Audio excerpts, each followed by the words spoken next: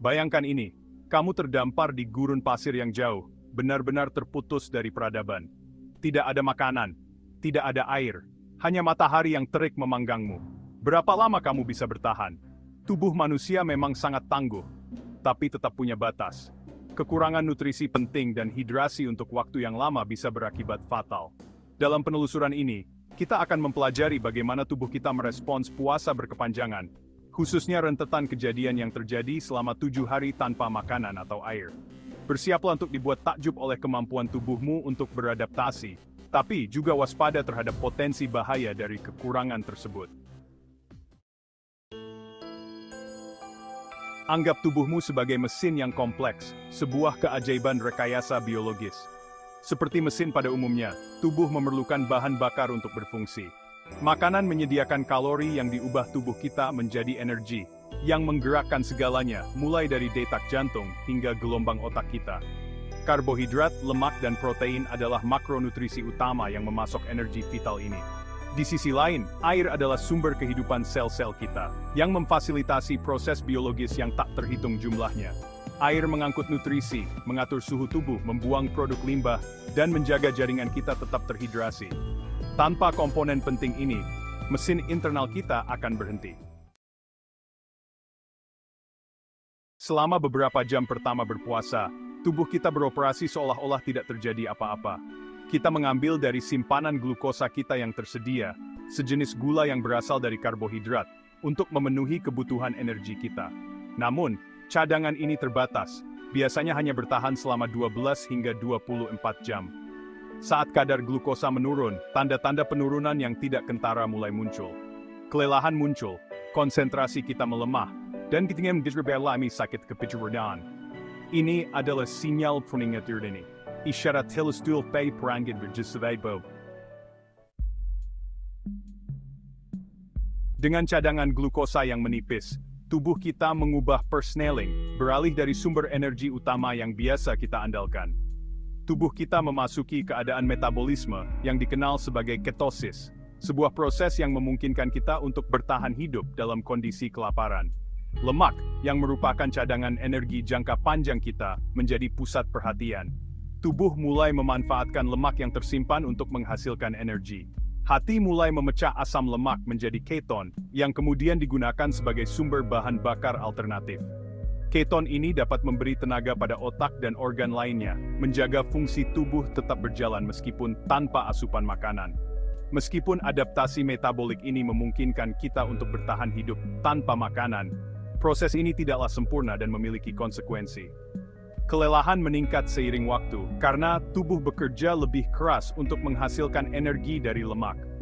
Napas kita mungkin berbau buah karena produksi keton yang meningkat, sebuah tanda bahwa tubuh sedang dalam keadaan ketosis.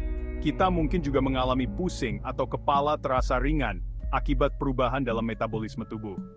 Dehidrasi juga menjadi perhatian serius karena tubuh kita terus kehilangan air melalui keringat, urin, dan bahkan pernapasan. Penting untuk tetap terhidrasi dengan baik, karena kehilangan air yang berlebihan dapat menyebabkan berbagai masalah kesehatan.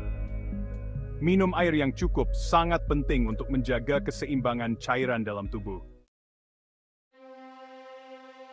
Bagian kelima, hari kelima hingga ketujuh, menuju krisis. Saat kita memasuki minggu kedua tanpa makanan, tubuh kita didorong hingga batas absolutnya. Dengan cadangan lemak yang semakin menipis, tubuh kita menggunakan cara terakhir, katabolisme otot. Jaringan otot, yang kaya akan protein, dipecah menjadi asam amino, yang kemudian diubah menjadi glukosa untuk bahan bakar organ-organ penting.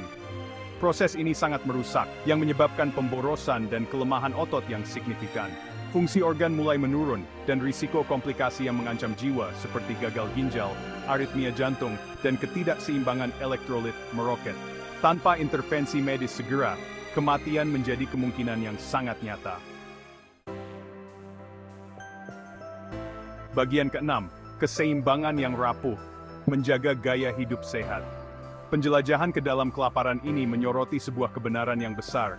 Tubuh kita adalah ekosistem rumit yang bergantung pada keseimbangan nutrisi dan hidrasi yang rapuh untuk berkembang. Setiap organ, setiap sel, bekerja dalam harmoni untuk menjaga kita tetap hidup dan sehat.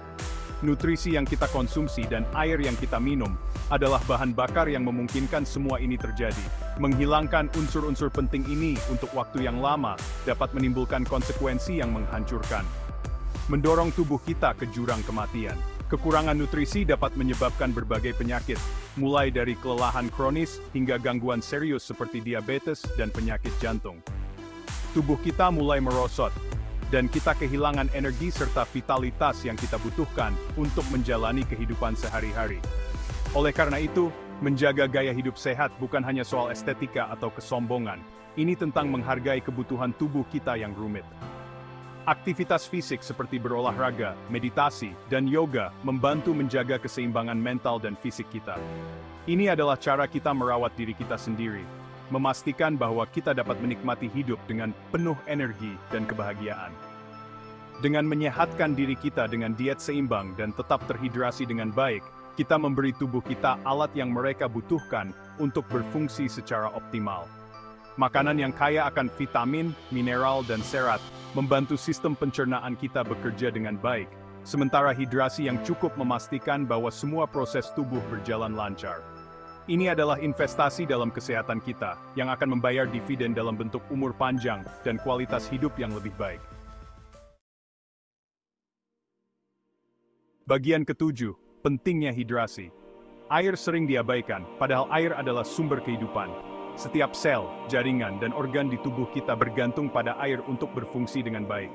Dari mengatur suhu tubuh hingga mengangkut nutrisi, air terlibat dalam proses vital yang tak terhitung jumlahnya. Dehidrasi, bahkan dalam bentuknya yang paling ringan, dapat menyebabkan kelelahan, sakit kepala, dan kesulitan berkonsentrasi. Dehidrasi parah dapat mengancam jiwa, mengganggu keseimbangan elektrolit yang rapuh dalam tubuh kita, dan merusak fungsi organ vital. Bagian ke-8, makanan sebagai obat, menutrisi tubuh Anda. Makanan lebih dari sekadar bahan bakar. Makanan adalah informasi yang menentukan bagaimana tubuh kita berfungsi. Diet kaya buah-buahan, sayuran, biji-bijian, dan protein tanpa lemak menyediakan simfoni nutrisi yang mendukung kesehatan optimal. Antioksidan melindungi sel-sel kita dari kerusakan, serat meningkatkan kesehatan pencernaan, dan lemak sehat mendukung fungsi otak. Dengan membuat pilihan sadar tentang apa yang kita konsumsi, kita dapat menyehatkan tubuh kita dari dalam keluar, mengurangi risiko penyakit kronis, dan meningkatkan kesejahteraan secara keseluruhan. Ingat, makanan bukanlah musuh. Makanan adalah blok bangunan dari kehidupan yang sehat dan bersemangat. Bagian ke-9, dengarkan tubuh Anda. Kebijaksanaan di dalam. Tubuh kita adalah sistem yang sangat cerdas, yang bekerja tanpa henti untuk menjaga keseimbangan dan kesehatan kita. Sistem ini secara konstan mengomunikasikan kebutuhan mereka melalui simfoni sinyal yang rumit dan terkoordinasi. Lapar, haus, lelah, ini adalah sinyal penting yang dikirimkan tubuh kita untuk memberitahu kita apa yang dibutuhkan. Ini bukanlah ketidaknyamanan yang harus diabaikan, melainkan pesan dari tubuh kita, yang mendesak kita untuk memperhatikan dan menyediakan apa yang mereka butuhkan. Ketika kita merasa lapar, tubuh kita meminta energi. Ketika kita merasa haus, tubuh kita membutuhkan hidrasi. Ketika kita merasa lelah, tubuh kita memerlukan istirahat.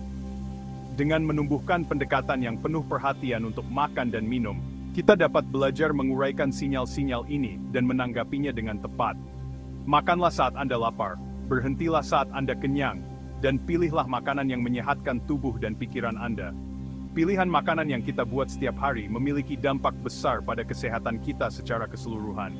Memilih makanan yang kaya nutrisi dapat meningkatkan energi, suasana hati, dan kesejahteraan kita.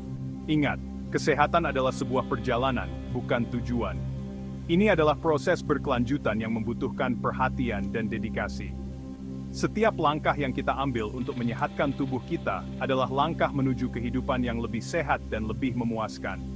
Dengan mendengarkan tubuh kita dan merespons kebutuhannya, kita dapat mencapai keseimbangan dan harmoni dalam hidup kita.